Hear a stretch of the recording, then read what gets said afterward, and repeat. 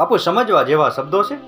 એક ગર્ભવતી પત્નીએ પોતાના પેટ ઉપર હાથ ફેરવતા ફેરવતા એના પતિને કહ્યું કે તમને શું લાગશે, દીકરો આવશે કે દીકરી આવશે?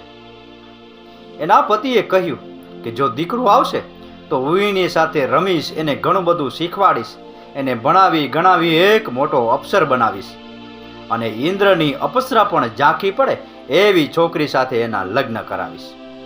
પત્નીએ કહ્યું કે દીકરી આવશે તો? એટલે પતિએ કહ્યું કે જો દીકરી આવશે તો મારે એને કંઈ શીખવાડવું નહીં પડે. ઉલટાનું એ મને ઘણું બધું શીખવાડશે, શું ખાવું, શું ન પીવું, શું બોલવું, શું ના બોલવું, શું પહેરવું, શું ઓઢવું. જાણે મારી બીજી માં હોય મને એવું લાગશે. એટલે પત્નીએ કહ્યું કે તમારું કહેવાનું એમ થાય ને કે દીકરી જે કામ કરી શકે એ કામ દીકરો ના કરી શકે. એટલે પતિએ કહ્યું કે ના, એવું નથી, પણ દીકરાને આ બધું શીખવાડવું પડે છે અને દીકરી તો એના માના ઉદરમાંથી બધું શીખીને આવે છે. એટલે પત્નીએ કહ્યું કે દીકરી હંમેશા આપણે ઘેર નહીં રહે, એ તો પારકે ઘેર જતી રહેશે. એટલે પતિએ કહ્યું કે દીકરો પણ હંમેશા આપણી સાથે નહીં રહે, એની પત્ની આવશે એટલે આપણને પણ આ ઘરમાંથી કાઢી મૂકશે, પણ દીકરી જ્યાં પણ રહેશે એક વાતનો મને ગર્વ છે કે આપણે એના હૃદયમાં હંમેશા રહેશું.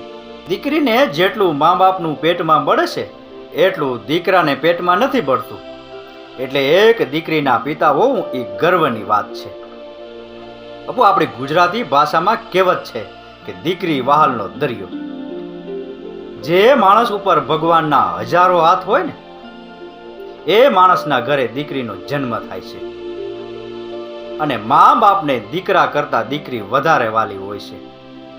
પણ જ્યારે દીકરી મા બાપના 20-20 વર્ષના સંબંધોને ભૂલી અને 20 વર્ષના પ્રેમની સાથે ભાગી જાય છે ને, ત્યારે મા બાપના સપનાઓ, એના અરમાનો અને એના હૃદયના ધબકારાના ભૂકે ભૂકા થઈ જાય છે.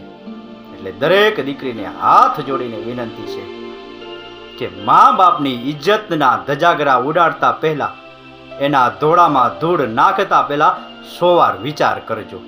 કારણ કે તમે જેને રાજકુમાર સમજીને એની સાથે ભાગી જાવશ ને, જો એ જતો રહેશે ને તો એના કરતા સવાયો રાજકુમાર મળી જશે. પણ એક વખત તમે ભગવાન જેવા મા બાપને છોડી દેશો ને તો ફરી ક્યારેય આવા મા બાપ જિંદગીમાં નહીં મળે. રાકેશ ગીરીના આ શબ્દો સમજાઈને વંદન.